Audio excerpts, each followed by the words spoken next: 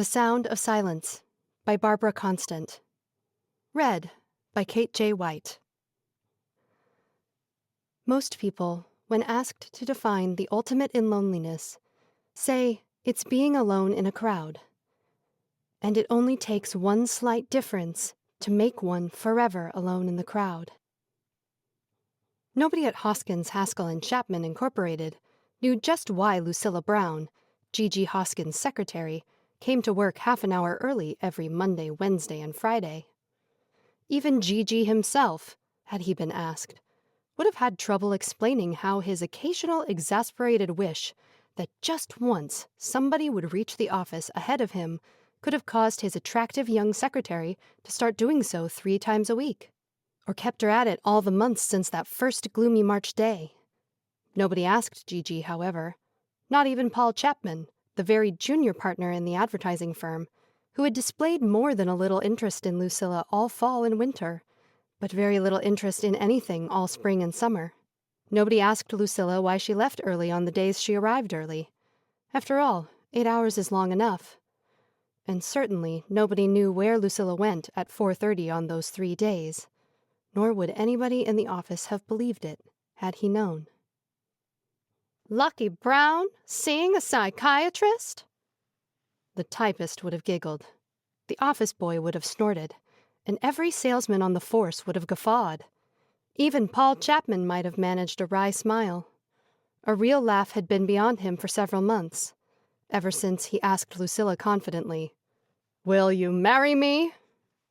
And she answered, "I'm sorry, Paul. Thanks, but no thanks." Not that seeing a psychiatrist was anything to laugh at in itself. After all, the year was 1962, and there were almost as many serious articles about mental health as there were cartoons about psychoanalysts, even in the magazines that specialized in poking fun.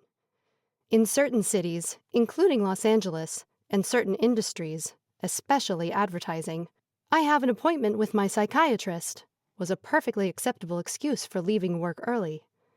The idea of a secretary employed by almost the largest advertising firm in one of the best-known suburbs in the sprawling city of Angels doing so should not, therefore, have seemed particularly odd. Nor would it have, if the person involved had been anyone at all except Lucilla Brown. The idea that she might need aid of any kind, particularly psychiatric, was ridiculous. She had been born 22 years earlier, in undisputed possession of a sizable silver spoon, and she was, in addition, bright, beautiful, and charming, with 20/20 vision, perfect teeth, a father and mother who adored her, friends who did likewise, and the kind of luck you'd have to see to believe. Other people entered contests. Lucilla won them. Other people drove 5 miles over the legal speed limit and got caught doing it. Lucilla outdistanced them, but fortuitously slowed down just before the highway patrol appeared from nowhere. Other people waited in the wrong line at the bank while the woman ahead of them learned how to roll pennies. Lucilla was always in the line that moved right up to the teller's window. Lucky was not, in other words, just a happenstance abbreviation of Lucilla. It was an exceedingly apt nickname. And Lucky Brown's coworkers would have been quite justified in laughing at the very idea of her being unhappy enough about anything to spend 3 precious hours a week stretched out on a brown leather couch, staring miserably at a pale blue ceiling and fumbling for words that refused to come. There were a good many days when Lucilla felt like laughing at the idea herself, and there were other days when she didn't even feel like smiling. Wednesday, the 25th of July, was one of the days when she didn't feel like smiling, or talking, or moving. It had started out badly when she opened her eyes and found herself staring at a familiar blue ceiling. "I don't know," she said irritably. "I tell you, I simply don't know what happens. I'll start to answer someone and the words will be right on the tip of my tongue, ready to be spoken. Then I'll say something altogether different. Or I'll start to cross the street and, for no reason at all, be unable to even step off the curb." "For no reason at all?" Dr. Andrews asked. "Are you sure you aren't withholding something you ought to tell me?" She shifted a little, suddenly uncomfortable. And then she was fully awake and the ceiling was ivory, not blue. She stared at it for a long moment, completely disoriented, before she realized that she was in her own bed, not on Dr. Andrews's brown leather couch, and that the conversation had been another of the interminable imaginary dialogues she found herself carrying on with the psychiatrist, day and night, awake and asleep. "Get out of my dreams," she ordered crossly, summoning up a quick mental picture of Dr. Andrews' expressive face, level gray eyes, and silvering temples, the better to banish him from her thoughts. She was immediately sorry she had done so, for the image remained fixed in her mind. She could almost feel his eyes as she heard his voice ask again, "For no reason at all, Lucilla?" The weatherman had promised a scorcher, and the heat that already lay like a blanket over the room made it seem probable the promise would be fulfilled. She moved listlessly, showering, patting herself dry, lingering over the choice of a dress until her mother called urgently from the kitchen. She was long minutes behind schedule when she left the house. Usually, she rather enjoyed easing her small car into the stream of automobiles pouring down Sepulveda toward the San Diego freeway, jockeying for position, shifting expertly from one lane to another to take advantage of every break in the traffic. This morning, she felt only angry impatience. She choked back on the irritated impulse to drive directly into the side of a car that cut across in front of her, held her horn button down furiously when a slow-starting truck hesitated fractionally after the light turned green. When she finally edged her Renault up on the on-ramp and the freeway stretched straight and unobstructed ahead, she stepped down on the accelerator and watched the needle climb up and past the legal 65-mile limit. The sound of her tires on the smooth concrete was soothing, and the rush of wind outside gave the morning an illusion of coolness. She edged away from the tangle of cars that had pulled onto the freeway with her, and momentarily was alone on the road, with her rearview mirror blank, the oncoming lanes bare, and a small rise shutting off the world ahead. That was when it happened. "Get out of the way!" a voice shrieked. "Out of the way! Out of the way! Out of the way!" Her heart lurched, her stomach twisted convulsively, and there was a brassy taste in her mouth. Instinctively, she stamped down on the brake pedal, swerved sharply into the outer lane. By the time she had topped the rise, she was going a cautious 50 miles an hour and hugging the far edge of the freeway. Then, and only then, she heard the squeal of agonized tires and saw the cumbersome semi-trailer coming from the opposite direction rock dangerously, jackknife into the dividing posts that separated north and southbound traffic, crunch ponderously through them, and crash to a stop, several hundred feet ahead of her, and squarely athwart the lane down which she had been speeding only seconds earlier. The highway patrol materialized within minutes. Even so, it was after 8 by the time Lucilla gave them her statement, agreed for the umpteenth time with the shaken but uninjured truck driver that it was indeed fortunate she hadn't been in the center lane, and drove slowly the remaining miles to the office. The gray mood of early morning had changed to black. Now there were two voices in her mind, competing for attention. "I knew it was going to happen," the truck driver said. "I couldn't see over the top of that hill. All I could do was fight the wheel and pray that if anybody was coming, he'd get out of the way." She could almost hear him repeating the words, "Get out of the way! Out of the way!" And right on the heel of his cry came Dr. Andrews' soft query.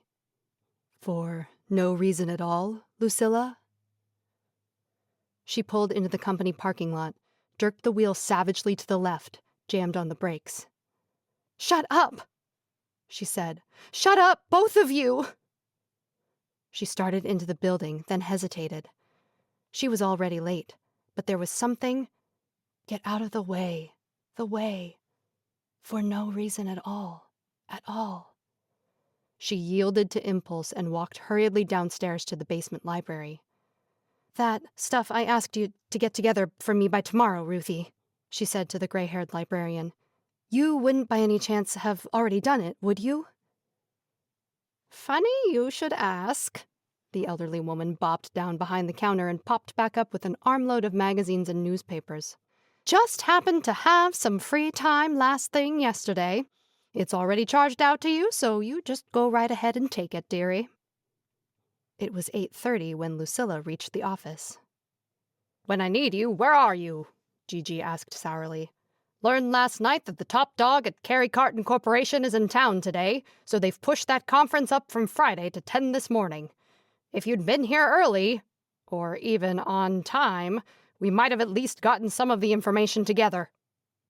Lucilla laid the stack of material on his desk. "I haven't had time to flag the pages yet," she said. "But they're listed on the library request on top. We did 19 ads for KK last year and 3 of premium offers. I stopped by sales on my way in. Susie's digging out figures for you now." Said Gigi. "Well, so that's where you've been. You could have at least let me know." There was grudging approval beneath his gruffness. "Say, how'd you know I needed this today, anyhow?" "It didn't," said Lucilla, putting her purse away and whisking the cover off her typewriter. "Happenstance, that's all. Just happened to go down to the library. For no reason at all. Withholding something. Get out of the way." The telephone's demand for attention overrode her thoughts. She reached for it almost gratefully. "Mr. Hoskins' office," she said. Yes, he knows about the 10 o'clock meeting this morning. Thanks for calling anyway." She hung up and glanced at Gigi, but he was so immersed in one of the magazines that the ringing telephone hadn't even disturbed him. Ringing? The last thing she did before she left the office each night was set the lever in the instrument's base to off, so that the bell would not disturb Gigi if he worked late. So far today, nobody had set it back to on. "It's getting worse," she said miserably to the pale blue ceiling. "The phone didn't ring this morning. It couldn't have. But I answered it." Dr. Andrews said nothing at all. She let her eyes flicker sideways, but he was outside her range of vision. "I don't like having you sit where I can't see you," she said crossly. "Freud may have thought it was a good idea, but I think it's a lousy one." She clenched her hands and stared at nothing. The silence stretched thinner and thinner, like a balloon blown big until the temptation to rupture it was too great to resist. "I didn't see the truck this morning, nor hear it.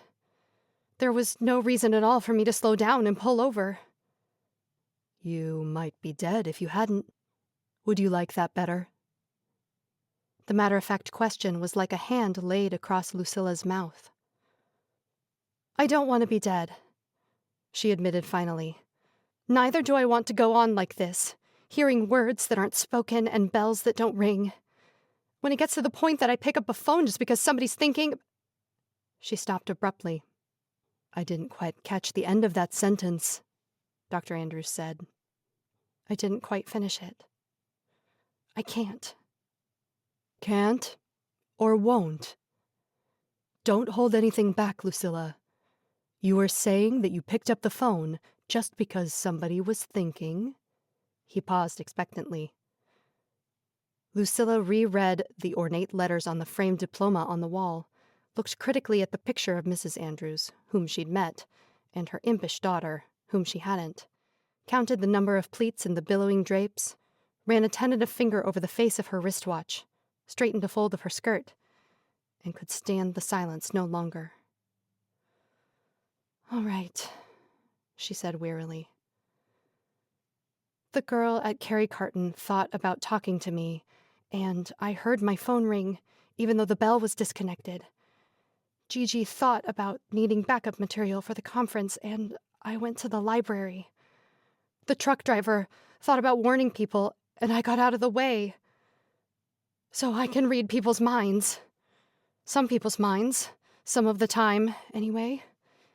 Only there's no such thing as telepathy, and if I'm not telepathic, then—" She caught herself in the brink of time and bit back the final word, fighting for self-control.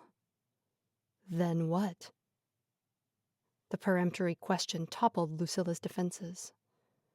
"I'm crazy," she said. Speaking the word released all the others dammed up behind it. "Ever since I can remember, things like this have happened. All at once, in the middle of doing something or saying something, I'd find myself thinking about what somebody else was doing or saying. Not thinking, knowing. I'd be playing hide and seek, and I could see the places where the other kids were hiding just as plainly as I could see my own surroundings. Or I'd be worrying over the answers to an exam question, and I'd know what somebody in the back of the room had decided to write down, or what the teacher was expecting us to write. Not always, but it happened often enough so that it bothered me, just the way that it does now when I answer a question before it's been asked, or know what the driver ahead of me is going to do a split second before he does it, or win a bridge game because I can see everybody else's hand through his own eyes, almost. Has it always bothered you, Lucilla? No. She drew the word out, considering, trying to think when it was that she hadn't felt uneasy about the unexpected moments of perceptiveness. When she was very little, perhaps. She thought of the tiny laughing girl in the faded snaps of the old album, and suddenly, inexplicably, she was that self, moving through remembered rooms, pausing to collect a word from a boyish father, a thought from a pretty young mother. Reluctantly, she closed her eyes against that distant time. "Way back," she said, "when I didn't know any better. I just took it for granted that sometimes people talked to each other and that sometimes they passed thoughts along without putting them into words. I was about 6, I guess, when I found out it wasn't so." She slipped into her 6-year-old self as easily as she had donned the younger Lucilla. This time, she wasn't in a house, but high on a hillside, walking on springy pine needles instead of prosaic carpet. "Talk," Dr. Andrews reminded her, his voice so soft that it could almost have come from inside her own mind. "We were picnicking," she said. "A whole lot of us. Somehow, I wandered away from the others. One minute the hill was bright with sun, and the next it was deep in the shadows, and the wind that had been merely cool was downright cold. She shivered and glanced around, expecting her mother to be somewhere near, holding out a sweater or jacket. There was no one at all in sight. Even then, she never thought of being frightened. She turned to retrace her steps. There was a big tree that looked familiar and a funny rock behind it, half buried in the hillside. She was trudging toward it, humming under her breath, when the worry thoughts began to reach her. "Only a little creek, so I don't think she could have fallen in. Not really any bears around here, but she never gets hurt. Creek, bear, twisted ankle, dark, cold." She had veered from her course and started in the direction of the first thought. But now they were coming from all sides, and she had no idea at all which way to go. She ran wildly then, first one way, then the other, sobbing and calling, "Lucilla!" The voice sliced into the night, and the dark mountainside and the frightened child were gone. She shuddered a little, reminiscently, and put her hand over her eyes. "Somebody found me, of course. And then Mother was holding me and I was crying too, and telling her how all the different thoughts at once frightened me and mixed me up. She scolded me for telling fibs, and said that nobody except crazy people thought they could read each other's minds." "I see," said Dr. Andrews. "So you tried not to, of course. And any time you did it again, or thought you did, you blamed it on coincidence. Or luck." "And had that nightmare again." "Yes, that too. Tell me about it." "I already have. Over and over." "Tell me again, then." "I feel like a fool, repeating myself," she complained. Dr. Andrews made no comment. "Oh, all right. It always starts with me walking down a crowded street, surrounded by honking cars and yelling newsboys and talking people. The noise bothers me, and I'm tempted to cover my ears to shut it out, but I try to ignore it instead and walk faster and faster. Bit by bit, the buildings I pass are smaller, the people fewer, the noise less. All at once, I discover there's nothing around at all but a spreading carpet of gray-green moss, years deep, and a silence that feels old as time itself. There's nothing to frighten me, but I am frightened, and lonesome. Not so much for people, but for a sound. Any sound. I turned to run back toward town, but there's nothing behind me now but the same gray moss and gray sky and dead silence. By the time she reached the last word, her throat had tightened until speaking was difficult. She reached out blindly for something to cling to. Her groping hand met Dr. Andrews's, and his warm fingers closed reassuringly around hers. Gradually, the panic drained away, but she could think of nothing to say at all, although she longed to have the silence broken. As if he sensed her longing, Dr. Andrews said, "You started having the dream more often just after you told Paul you wouldn't marry him. Is that right?" "No. It was the other way around. I hadn't had it for months, not since I fell in love with him. Then he got assigned to that Which Tomorrow show, and he started calling me lucky the way everybody does. And the dream came back." She stopped short and turned on the couch to stare at the psychiatrist with startled eyes. "But that can't be how it was," she said. "The lonesomeness must have started after I decided not to marry him, not before." "I wonder why the dream stopped when you fell in love with him." "That's easy," Lucilla said promptly, grasping at the chance to evade her own more disturbing question. "I felt close to him, whether he was with me or not, the way I used to feel close to people back when I was a little girl, before that day in the mountains, when Mother said—" "That was when you started having the dream, wasn't it?" "How do you know?" "I didn't. Not until just now. But yes, that's when it started. I'd never minded the dark or being alone, but I was frightened when Mother shut the door that night, because the walls seemed so solid, now that I knew all the thoughts I used to think were with me there were just pretend. When I finally went to sleep, I dreamed, and I went on having the same dream night after night until they finally called the doctor, and he gave me something to make me sleep." "I wish they'd called me," Dr. Andrews said. "What could you have done? The sleeping pills worked anyway, and after a while I didn't need them anymore, because I'd heard other kids talking about having hunches and lucky streaks, and I stopped feeling different from the rest of them, except once in a while, when I was so lucky, it bothered me." "And after you met Paul, you stopped being too lucky, and the dream stopped." "No!" Lucilla was startled at her own vehemence. "No, it wasn't like that at all, and you'd know it if you'd been listening. With Paul, I felt close to him all the time, no matter how many miles or walls or anything else there were between us. We hardly had to talk at all, because we seemed to know just what the other one was thinking all the time, listening to music, or watching the waves pound in, or just working together at the office. Instead of feeling odd when I knew what he was thinking or what he was going to say, I felt good about it, because I was so sure it was just the same way with him and what I was thinking. We didn't talk about it. There just wasn't any need to." She lapsed into silence again. Dr. Andrews straightened her clenched hand out and stroked the fingers gently.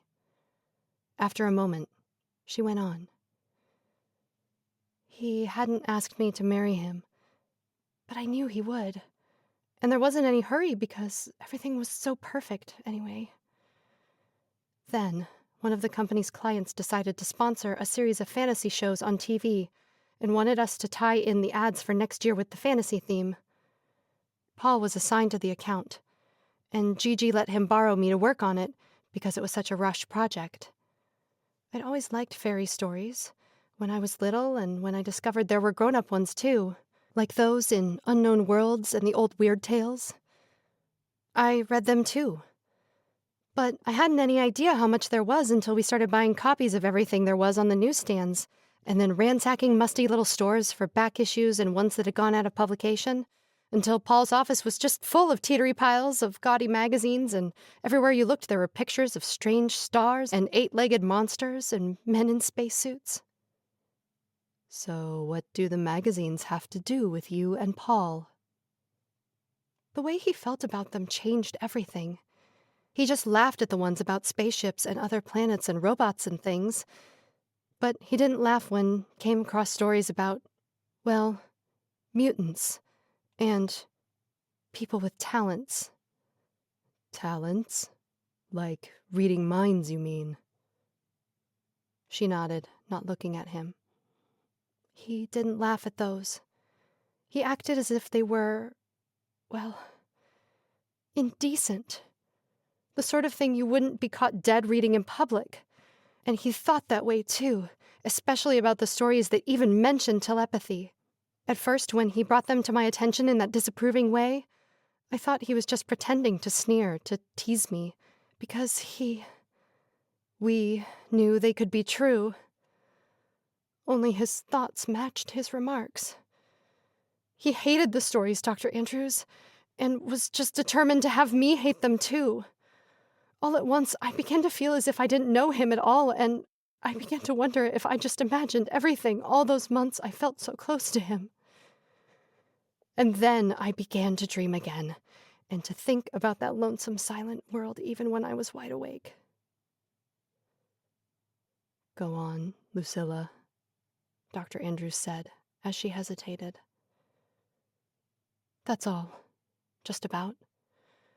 We finished the job and got rid of the magazines, and for a little while it was almost as if those 2 weeks had never been, except I couldn't forget that he didn't know what I was thinking at all, even when everything he did almost made it seem as if he did. It began to seem wrong for me to know what he was thinking. Crazy, like Mother had said, and worse somehow. Not well. Not even nice, if you know what I mean. Then he asked you to marry him. And I said no. Even when I wanted, oh so terribly, to say yes, and yes, and yes. She squeezed her eyes tight shut to hold back a rush of tears. Time folded back on itself. Once again, the hands of her wristwatch pointed to 4:30, and the white-clad receptionist said briskly, "Doctor will see you now." Once again, from some remote vantage point, Lucilla watched herself brush past Dr. Andrews and cross to the familiar couch, heard herself say, "It's getting worse," watched herself move through a flickering montage of scenes from childhood to womanhood, from past to present. She opened her eyes to meet those of the man who sat patiently beside her. "You see," he said, "telling me wasn't so difficult after all." And then, before she had decided on a response, "What do you know about Darwin's theory of evolution, Lucilla?" His habit of ending a tense moment by making an irrelevant query no longer even startled her. Obediently, she fumbled for an answer. Not much. Just that he thought all the different kinds of life on Earth today evolved from a few blobs of protoplasm that sprouted wings or grew fur or developed teeth depending on when they lived and where. She paused hopefully, but met with only silence. Sometimes what seemed like a step forward wasn't, she said, ransacking her brain for scattered bits of information. Then the species died out, like the saber-toothed tiger, with those tusks that kept right on growing until they locked his jaws shut, so he starved to death. As she spoke, she remembered the huge beast as he had been pictured in one of her college textbooks. The recollection grew more and more vivid until she could see both the picture and the facing page of text. There was an irregularly shaped inkblot in the upper corner and several heavily underlined sentences that stood out so distinctly she could actually read the words. According to Darwin, variations in general are not infinitesimal, but in the nature of specific mutations. Thousands of these occur, but only the fittest survive the climate, the times, natural enemies, and their own kind, who strive to perpetuate themselves unchanged. Taken one by one, the words were all familiar. Taken as a whole, they made no sense at all. She let the book slip unheeded from her mind and stared at Dr. Andrews in bewilderment. "Try saying it in a different way." You sound like a schoolteacher humoring a stupid child.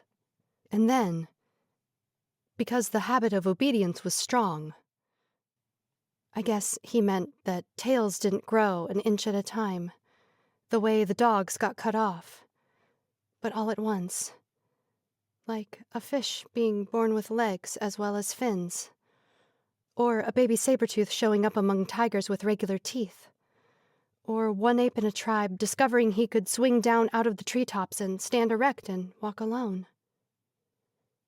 He echoed her last words. And walk alone. A premonitory chill traced its icy way down Lucilla's backbone. For a second, she stood on gray moss, under a gray sky, in the midst of a gray silence. He not only could walk alone, he had to. Do you remember what your book said? Only the fittest survive, Lucilla said numbly. Because they have to fight the climate, and their natural enemies, and their own kind. She swung her feet to the floor and pushed herself into a sitting position. I'm not a mutation. I'm not. And you can't say I am because I won't listen. I didn't say you were. There was the barest hint of emphasis on the first word. Lucilla was almost certain she heard a whisper of laughter. But he met her gaze blandly, his expression completely serious. Don't you dare laugh, she said nonetheless. There's nothing funny about being able to read people's minds, Dr. Andrews said helpfully. You'd much rather have me offer some other explanation for the occurrences that bother you so. Is that it? I guess so. Yes, it is. A brain tumor, or schizophrenia, or anything at all that could maybe be cured. So I could marry Paul and have children and be like everybody else. Like you. She looked past him to the picture on his desk. It's easy for you to talk. He ignored the last statement. Why can't you get married anyway? You've already said why. Because Paul would hate me. Everybody would hate me if they knew I was different. How would they know? It doesn't show. Now, if you had 3 legs, or a long bushy tail, or outsized teeth... Lucilla smiled involuntarily and then was furious at herself for doing so, and at Dr. Andrews for provoking her into it. This whole thing is utterly asinine anyhow. Here we are talking as if I might really be a mutant, and you know perfectly well that I'm not. Do I? You made the diagnosis, Lucilla, and you've given me some mighty potent reasons for believing it. Can you give me equally good reasons for doubting that you're a telepath?